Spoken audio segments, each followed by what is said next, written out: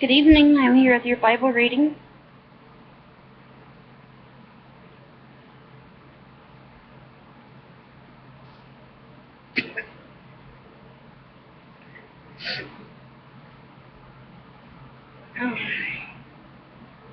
Excuse me.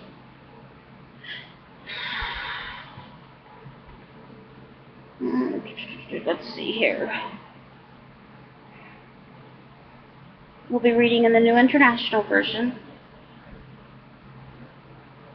If you guys ever want me to read in a different version, the King James or the New King James or Common English Bible, so forth, just message me and let me know. I was doing just the New King James Version, but one of my friends who watches the videos said that the only Bible she has is the New International Version, and she was following along with the videos, so that's why I'm doing the videos all in the International Version.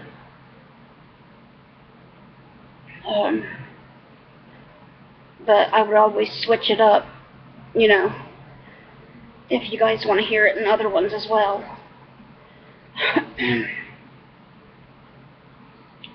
Alright, we'll begin where we left off yesterday, and we'll have to keep check on the video to make sure it's still playing, because YouTube Shockwave player is still having fits. And it's taken my pages about 20 minutes to load anytime I try to go somewhere, so it's really been a pain here lately. I'm going to begin with John chapter 9. Jesus heals a man born blind. As he went along, he saw a man blind from birth. His disciples asked him, "Rabbi, who sinned, this man or his parents, that he was born blind?" "Neither this man nor his parents sinned," said Jesus, "but this happened so that the works of God might be displayed in him. As long as it is day, we must do the works of him who sent me. Night is coming when no one can work. While I am in the world, I am the light of the world." After saying this, he spit on the ground, made some mud with his saliva, and put it on the man's eyes. "Go," he told him, "wash in the pool of Siloam." This word means sent. So the man went and washed and came home seeing. His neighbors and those who had formerly seen him begging asked, "Isn't this the same man who used to sit and beg?" Some claimed that he was. Others said, "No, he only looks like him." But he himself insisted, "I am the man." "How then were your eyes open?" they asked. He replied, "The man they called Jesus made some mud and put it on my eyes. He told me to go to Siloam and wash. So I went and washed, and then I could see." "Where is this man?" they asked him. "I don't know," he said. Now the Pharisees, of course, are going to investigate the healing. They brought to the Pharisees the man who had been blind. Now the day on which Jesus had made the mud and opened the man's eyes was a Sabbath. Therefore the Pharisees also asked him how he had received his sight. "He put mud on my eyes," the man replied, "and I washed, and now I see."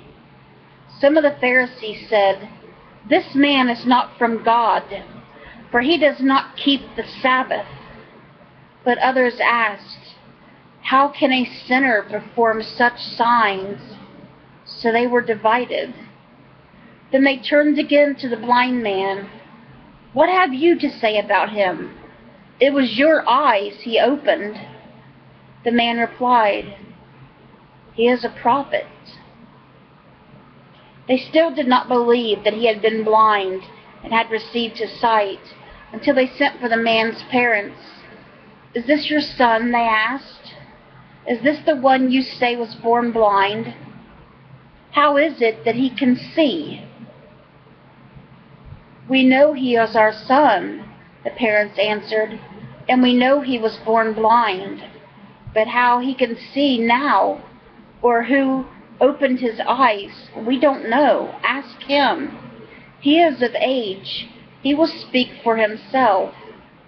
His parents said this because they were afraid of the Jewish leaders, who already had decided that anyone who acknowledged that Jesus was the Messiah would be put out of the synagogue. That was why his parents said, "He is of age. Ask him." A second time they summoned the man who had been blind. "Give glory to God by telling the truth," they said. "We know this man is a sinner." He replied, "Whether he is a sinner or not, I don't know. One thing I do know. I was blind, but now I see." Then they asked him, "What did he do to you? How did he open your eyes?" He answered, "I have told you already, and you did not listen. Why do you want to hear it again? Do you want to become his disciples too?" Then he hurled insults at them and said, "You are this fellow's disciple. You are disciples of Moses. We know that God spoke to Moses, but as for this fellow, we don't even know where he comes from." The man answered, "Now that is remarkable. You don't know where he comes from, yet he opened my eyes. We know that God does not listen to sinners. He listens to the godly person who does his will. Nobody has ever heard of opening the eyes of a man born blind. If this man were not from God, he could do nothing." To this they replied, "You were steeped in sin at birth. How dare you lecture us?" And they threw him out. And we'll end John today with spiritual blindness. Jesus heard that they had thrown him out, and when he found him, he said, "Do you believe in the Son of Man?" "Who is he, sir?" the man asked. "Tell me so I may believe in him." Jesus said, "You have now seen him. In fact, he is the one speaking with you." Then the man said, "Lord, I believe," and he worshipped him. Jesus said, "For judgment I have come into this world, so that the blind will see, and those who see will become blind." Some Pharisees who were with him heard him say this and asked, "What? Are we blind too?" Jesus said, "If you were blind, you would not be guilty of sin. But now that you claim you can see, your guilt remains." And that was John chapter 9. Looks like we're going to read 2 Psalms today. Make sure this is still recording. Okay. Reading 2 Psalms today, Psalm 113 and then Psalm 114. Okay, Psalm 113 says, "Praise the Lord. Praise the Lord, you his servants. Praise the name of the Lord. Let the name of the Lord be praised, both now and forevermore. From the rising of the sun to the place where it sets, the name of the Lord is to be praised. The Lord is exalted over all the nations, his glory above the heavens. Who is like the Lord our God, the one who sits enthroned on high, who stoops down to look on the heavens and the earth? He raises the poor from the dust and lifts the needy from the ash heap. He seats them with princes, with the princes of his people. He settles the childless women in their home as a happy mother of children. Praise the Lord. And that was Psalm 113. Now we'll read Psalm 114, which is another really short psalm. Okay, Psalm 114. When Israel came out of Egypt, Jacob from a people of foreign tongue, Judah became God's sanctuary, Israel his dominion. The sea looked and fled, the Jordan turned back, the mountains leaped like rams, the hills like lambs. Why was it, sea, that you fled? Why, Jordan, did you turn back? Why, mountains, did you leap like rams, you hills like lambs? Tremble, earth, at the presence of the Lord, at the presence of the God of Jacob, who turned the rock into a pool, the hard rock into springs of water. That was Psalm 114. And now for our the end of our Bible reading today, we're going to read Proverbs chapter 15, verses 15 through verse 17.